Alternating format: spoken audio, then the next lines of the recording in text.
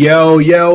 Welcome into the ChrisBeCappinn show, man. Today is December the 13th. There are 2 NBA Cup games on the board for today. We'll go through them, and then we'll get out of here, man. Tons of games in the NBA for tomorrow as well. So starting that card as early as I possibly can.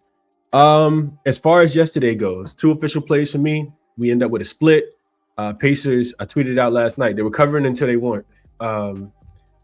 Played a great game. I thought they were going to win the game outright. They ended up losing the game by 10. Just can't score the ball in the fourth quarter, get outscored by 10 points in the fourth quarter. They did not cover the 7.5 spread. The other play that I really liked a lot, and I gave you guys yesterday on the show, was Miles Bridges over his 5.5 assists. And he ended up cashing that in the third quarter. So that was an easy winner. And a couple other looks that I had, like leans that I had that I didn't play. Atlanta plus the points would have been a loser. Utah plus the points would have been a winner. They go into Memphis and win the game outright yesterday. Those were the things that I really liked yesterday. So probably would have been instead of a 1-1 split, probably would have been a 2-2 split. It's frustrating, man. Pacers are frustrating. That was frustrating. It almost as frustrating as the Houston Rockets the night before. But yeah, what do you do, man? Let's go through the comments. Hopefully you guys found some ways to make some money. Let's jump into the games for today. Cap Zach says, good morning, Chris and chat. Let's put that positivity into the air. It's going to be a great day. Good luck on all your bets. Appreciate that, Kyle. I love that energy. Jay Hank says Pacers are the letdown of last night. How did they manage to stay within 5 points the whole game and then blow it in the last 7 minutes without Maxey, bro? Like, we get the best of the line at 7.5. And yeah, I mean, I knew that Jay Huff wasn't going to be able to guard Joel Embiid, but Joel Embiid has his best game probably in 4 years. Damn near scored 40 points last night, and Paul George looked like the resurgent Paul George. That's sometimes them the beats that you get, and I've gotten that two nights in a row in my opinion. What's up, Fair Elite? Appreciate you for tapping in. Taylor says good morning. Good morning, Chris and community. Rudy Gobert respects the coin. Yeah, he went crazy last night, man. Shout out to Rudy Gobert. What's up, Brian? He says Indiana Brooklyn execution in the fourth quarter just killed the spread. Might be a dog day today. Let's break it down. Yeah, but let's talk about it. Top of the morning, Peasy. Appreciate you for tapping in. He says the Warriors suck. I just didn't have good vibes about that game yesterday. I'm glad I stayed away because I probably would have been on Warriors too, especially with the revenge. Remember, all games not a revenge spot though. Clearly, Brian says Orlando and New York under the 224 or just think first half. We'll get into that. Pete Patrol says, can't believe Curry went off and Warriors still lost to the Timberwolves without Ant at Chase Center in a playoff revenge spot. Yeah, it's kind of crazy, but you can't bet it just because of that. Timberwolves, remember we always say this, right? Timberwolves is dogs. That's when they get up to play.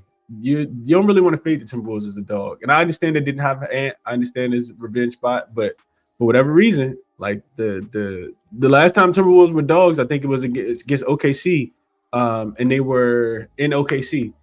I don't know. They typically they lose to the Nuggets, didn't cover, lost to the Knicks and didn't cover. That was Ant's first game back though in the Garden, and then they lost to the Nuggets again. So back to 2 losses to the Nuggets, didn't cover either one of those, but they covered against the Thunder and then they covered against the Warriors and won the game outright. So yeah, I think about the Timberwolves as dog. That's when they're gonna be locked in. As a favorite, absolutely not for my money. Kind of like the Bulls. As a favorite, they're 7-13 against the number.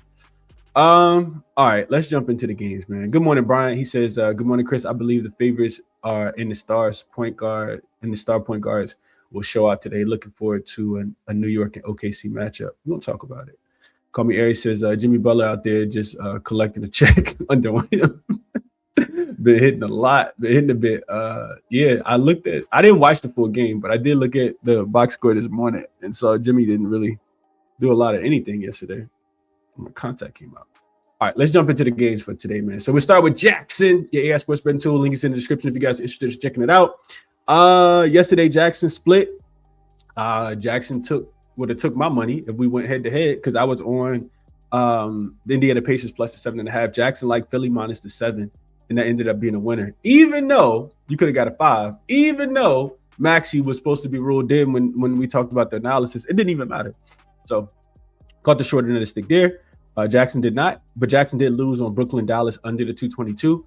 total was just kind of weird to me yesterday because Dallas offense has been playing a lot better since they've gotten some offensive play. And Brooklyn's not a great defensive team, even though their defensive numbers have been better recently. Remember, they were playing against them cupcakes that we talked about yesterday. So that game did go over the total. I didn't really think too much about the total yesterday. As far as today, I asked Jackson for the two best player props in the NBA. The specific prop was one of the two best NBA player props today based solely on defense versus position. And I asked Jackson to avoid odds that were greater than minus 150.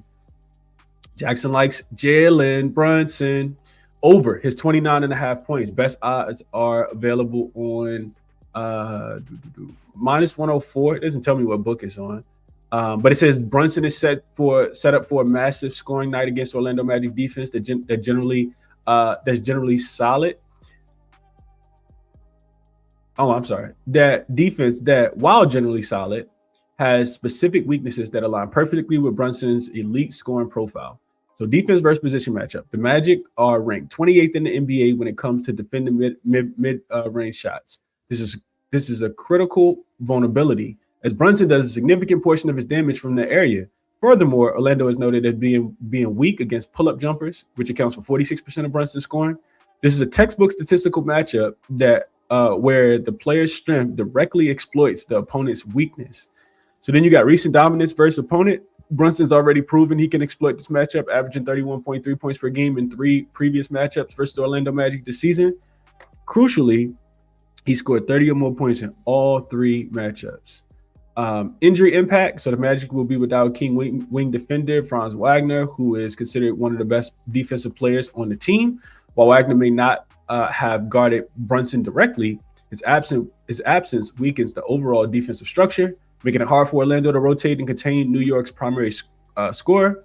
Additionally, the Knicks are also without Miles McBride, which has historically led to increased usage and minutes for Brunson. He's averaging 35.3 points per game in 4 games that he's played without McBride. I like that handicap. I like that analysis a lot. I think it was Taylor who said this the other day before this line, I think, even moved. So that's the first one. The second player prop is on Jalen Williams of the Oklahoma City Thunder over his 1.5 3-point makes. It says this is heavily influenced by the news surrounding the Spurs, which creates a significant defensive shift that favors Oklahoma City perimeter shooters. So defense versus position shift, Wembanyama out, which Victor Wembanyama is listed as probable, so take that with a grain of salt. It says the most impactful news for this game is that Victor Wembanyama is officially out for the Spurs, which I'm actually, if that's the handicap, I don't really want to even give you guys this, honestly, because I think Wemby is going to play. The last thing I read, I'm gonna just stop right there, honestly, because last thing I read was that Wemby is expected to play, and that was by Shams yesterday. So I don't know if Jackson just didn't get the update, but we're gonna cap that off right there. We're not even gonna use that as an official play if that's the big part of the handicap, which I feel like it is because it's the first bullet point listed. So we'll just go official with for Jackson today. We'll go official with the Jalen Brunson over his 29.5 points for today. And let's jump into the 2 matchups. So first up, we got the New York Knickerbockers and the Orlando Magic. Games are played in Vegas. So of course the winner of this game plays against the winner of the San Antonio OKC game on Tuesday night for the Emirates NBA Cup. Spread in this one opened at 4, 4.5, 5, now 5.5. So Knicks are taking a lot of money. Total was at 223.5, and it is up to 224.5. All right, so let's jump into it, man. Do I agree with the movement pushing to the New York Knicks in this game? First, injury-wise, I just talked about it, but no Miles McBride. Landry Shamet remains out. In the Orlando Magic side of things, no Mo Wagner, and of course, no Franz Wagner either. So Orlando has looked pretty solid as of late. If you like them, then you like that they're 3-3 straight up as a dog this season. This has been a pretty good role for them. 4-2 against the spread when they've been dogs so far this season as well. But it's Knicks for me, man.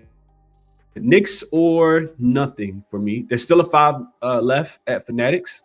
If you guys are unlimited at Fanatics and have access to it, I think that's where you bet it. I do agree with the money coming in on the Knicks in this spot. Couple things I looked at. So if you just look at, so we know Orlando's going to be a little short-handed without Franz. And in that last game, it took a heroic 37 points. I think it was 37 points by Desmond for Atlantic to win that game. But that was against a Miami Heat defense that's not as good as this New York Knicks defense. So Orlando's, we know that they struggle to shoot the three-point shot. They're not the greatest shooting team, 25th in three-point frequency, 23rd in accuracy. And that's the deciding factor to me is, can Orlando generate enough three-pointers to be able to keep this game close? Because that's where the Knicks are most vulnerable from the three-point line. We know that the Knicks are bottom 5 three-point defense in the NBA. They funnel shots to the three-point line. And I just don't think Orlando will be able to keep up, especially without Franz in this game. We just saw the Knicks play against a team that struggled to shoot the three in Toronto. And they smoked Toronto, beat the brakes off Toronto. Now, Toronto was short-handed in that game as well. Toronto shot 29% from the three-point line. And I think that was a big reason why the Knicks were able to, to win the game. The other deciding factor for me is so the Orlando will have to get out and run in this game, in my opinion, as well, because they're not great shooting the three.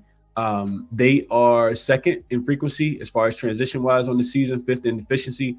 The Knicks are 7th in opponent frequency, so they do a good job of getting back in defense, getting back in transition. But in this game, man, I think you got to turn up, knowing that Orlando, who's already beaten you twice this season, they of course won the last game. That was the game that Franz got hurt in.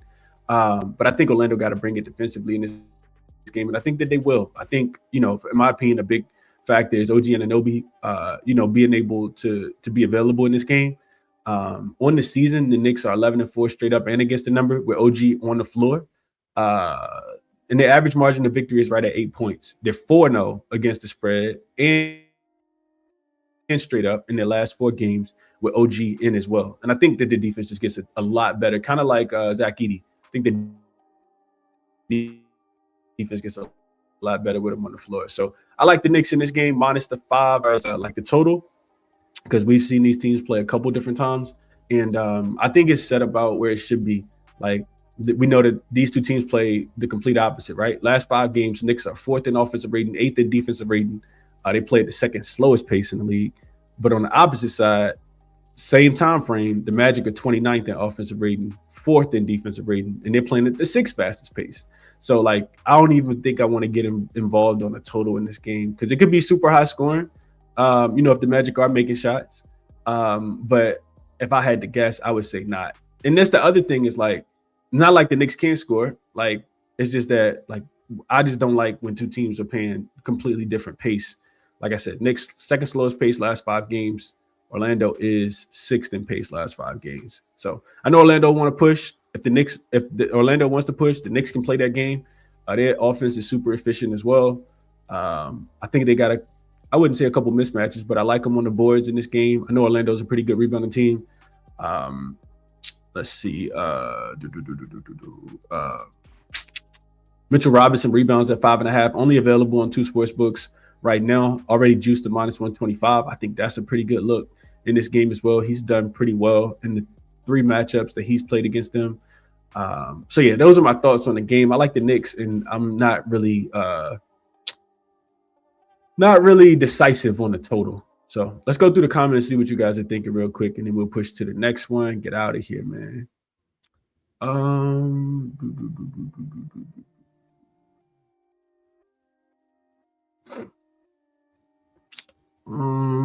Let's see. Taylor likes the Brunson over 28.5. He says this is up now to 29.5 and 30.5 on some books, but he does get 46% of his scoring via pull-up. The Magic are the worst team here, and versus teams that are 20th or worse, so bottom 10 teams in the league. He's over in 8 of his 11 games, averaging 31 points. I like it. Good morning, Donna. Appreciate you for tapping in.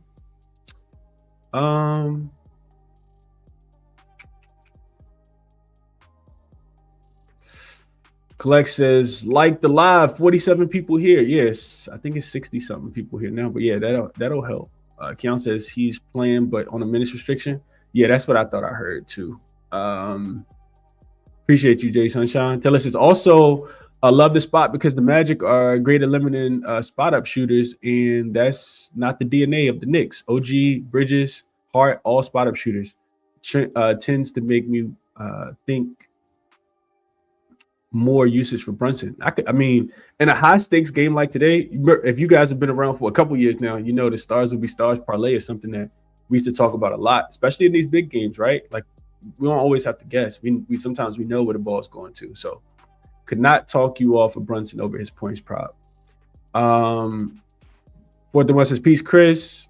I think this is true. Yeah, this is true. He says, peace, Chris. OG. He says, OG will be the difference maker for the New York Knicks. I agree with this. He said Desmond Bane will be the difference maker with Black, and Wendell Carter can battle with Cat. Yeah. I think for the Knicks, it's all about efficiency. Like how efficient they are is going to be important in this game. But I agree with that. Ryan says New York, but something in the back of my head just says take the plus 5.5. It could come down to the last possession. New York is more game 7 experience, man. Yeah, they do. Absolutely do. What up, OG? He says I took the Magic and the Spurs to win the cup at plus 900. So okay. You gonna hedge? Well, let me know if you gonna hedge. Ryan says total depends on the referees. My guy Wim, minding people hit the like button. Appreciate that. 77 figures is lean Magic, but can't get there. Cass says, what up, Chris? Give me Anthony Black under his points. I did look into Anthony Black under his points today. Let's go over to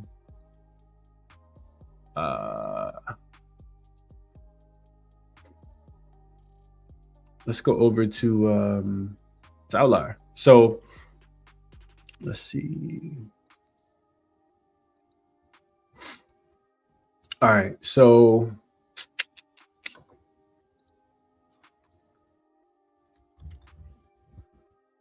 I feel like the books have caught up with Anthony Black. Like I feel like he's set a tad bit too high now. So on the season, let's just go to his points. On the season, you can see that he's under this 14.5 in 32% and 68% of his games. He's only over in 32% right here. That's 4 straight games, right? This was the run that we liked Anthony Black on when he was playing against, I would say, not even the softer defense. The Chicago defense is pretty soft, of course. But he was just getting a lot more usage. And it's not that he can't get that usage. You see his minutes have, been consistent. If we just look at the last 10 games, he's under though, right?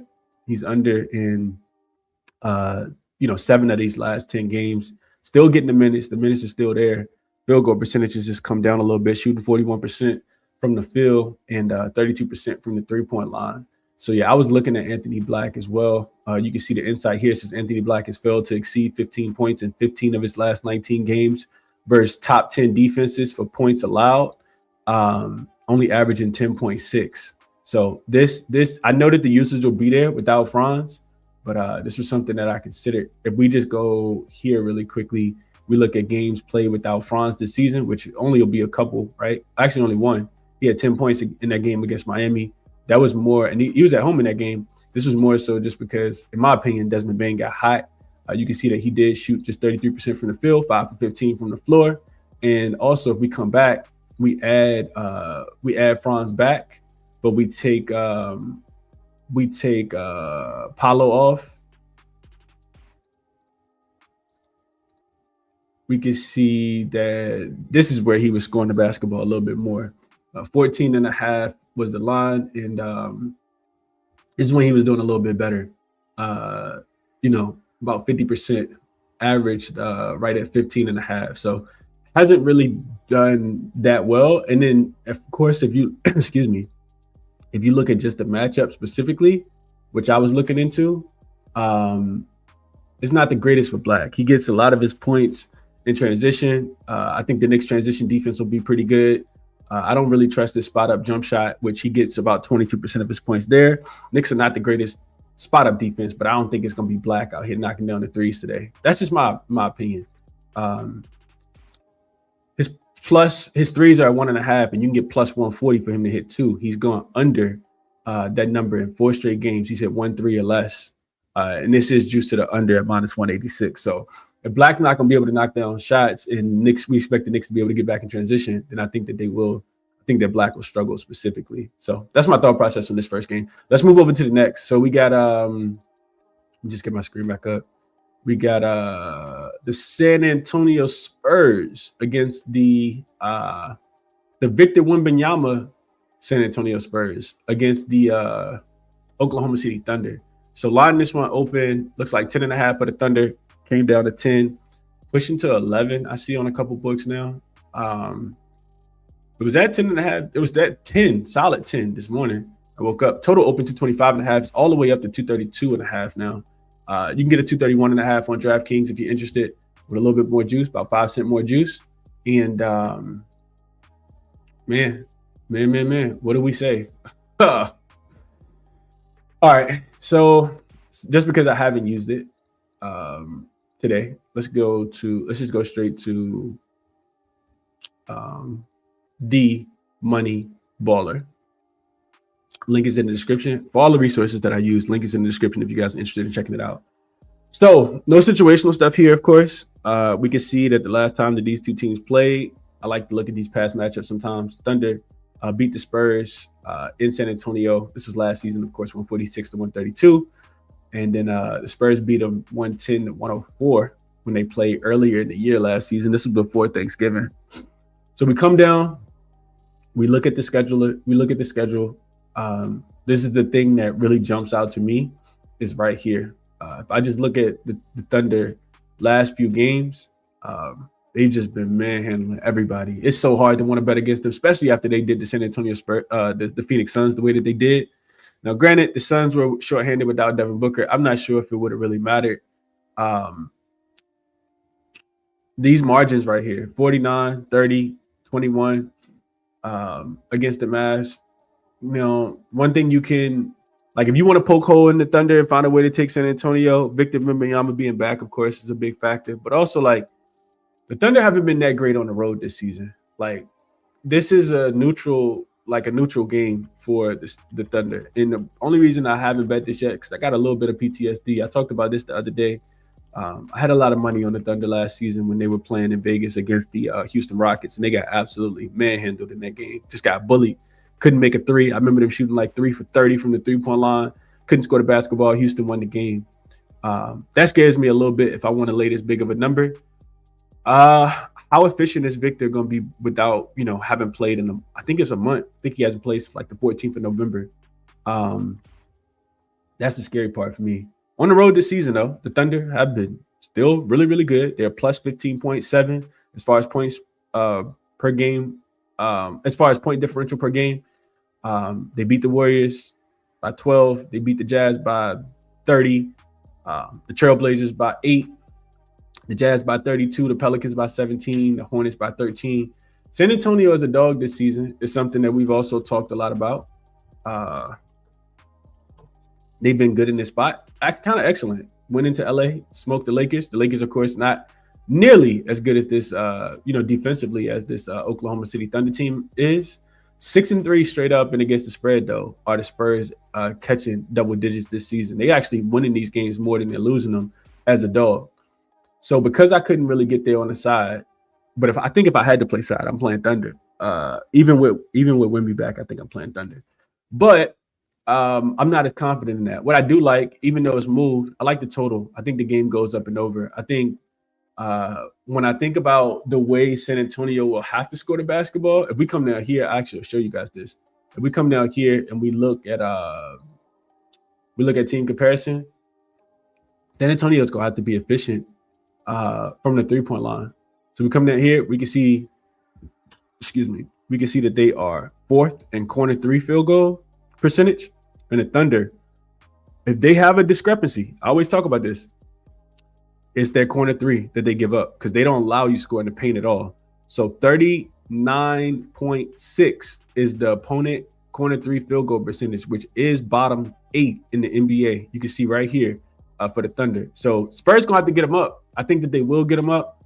And I think that's why the total goes up and over, because I do think both of these teams will be able to score the basketball against each other. Wemby first came back, he probably, like I think somebody mentioned already, he's going to be on a minutes restriction. So I think that this game we play fast pace. If we go back up here, we can see that the Spurs are 8th in pace. Thunder also 10th in pace.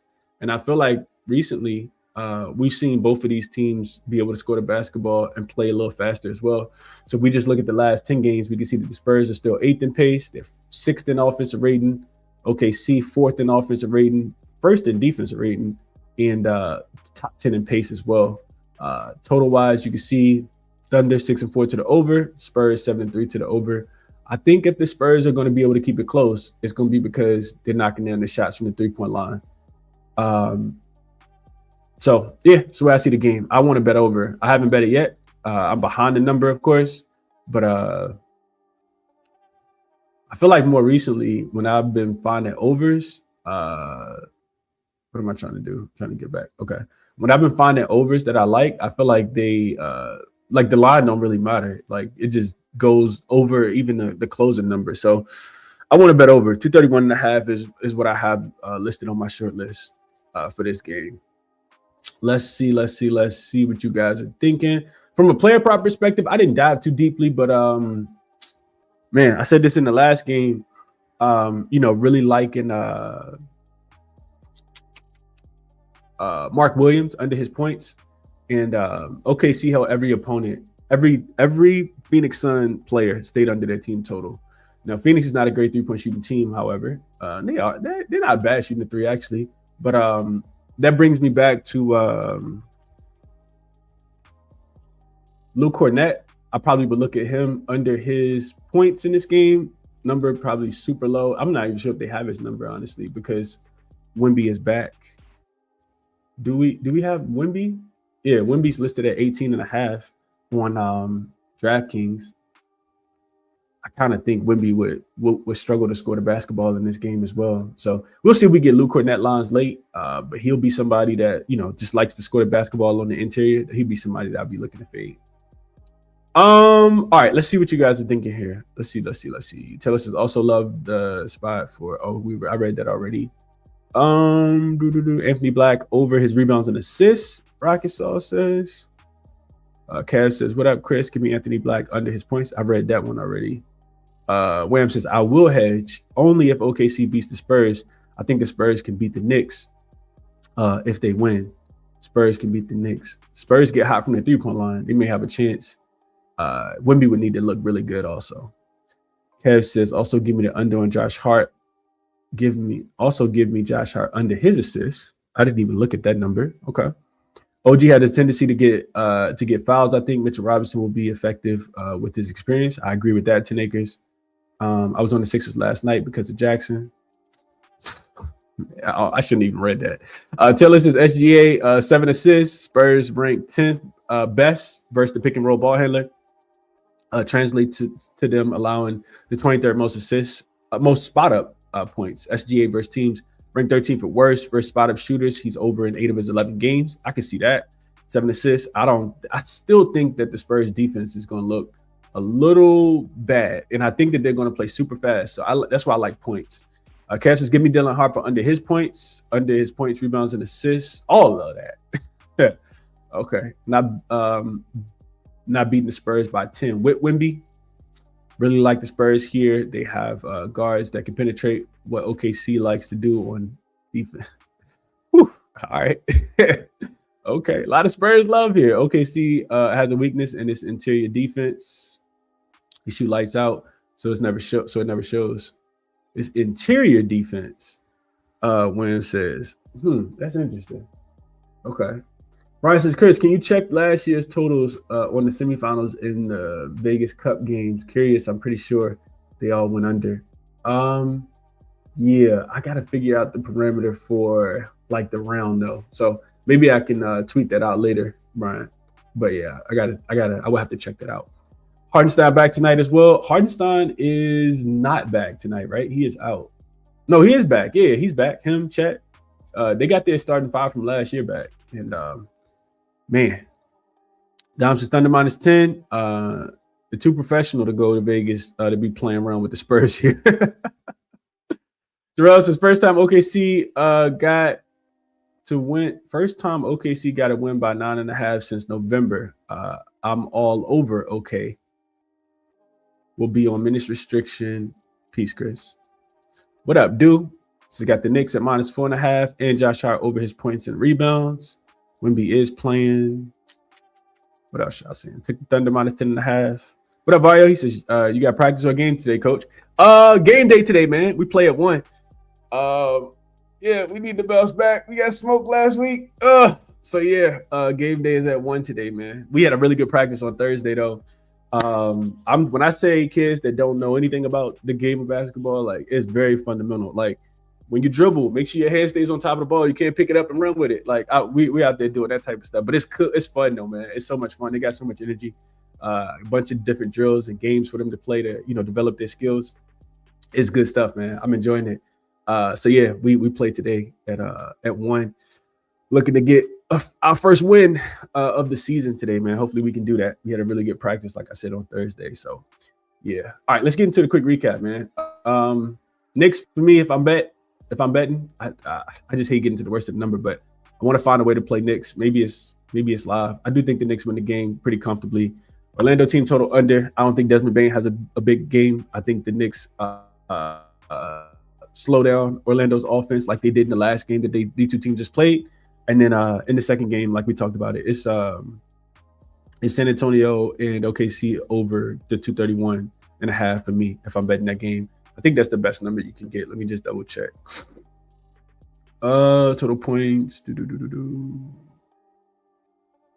Yeah, that 231.5 on DraftKings is the best number. It's 232.5 everywhere else. If I bet it, that is what I will be on for today. Those are the two things that I will be on for today. What's up, Library? Appreciate you for tapping in as well, man. Like I said, Mitchell Robinson is rebounds at 5.5.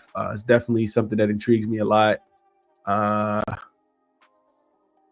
like some of the looks that Taylor mentioned in the comments as well. SGA over his assist prop. And I think, honestly, you got to find a San Antonio three-point shooter that you want to bet. And like I said, I told you guys the other day, they got too many guards. You never know whose night it's going to be. It could be De'Aaron Fox. Could be, Stephon Castle. Could be Champagnie. But somebody, if you like the San Antonio Spurs, you probably want to bet on somebody to hit 3 threes or 4 threes against this, pretty, below league average is what I'll say. Corner 3 defense in OKC. That's where the shots will be available. So, yeah, that's the show for today, man. Best of luck on your action tomorrow. We got about 9-10 games tomorrow. So back to the grind for tomorrow, man. Whatever it is that you guys are betting, I hope that you cash it. Check the resources out. They're all listed in the video description. And that's the show for today, man. Enjoy your Saturday. Catch you guys in the next one.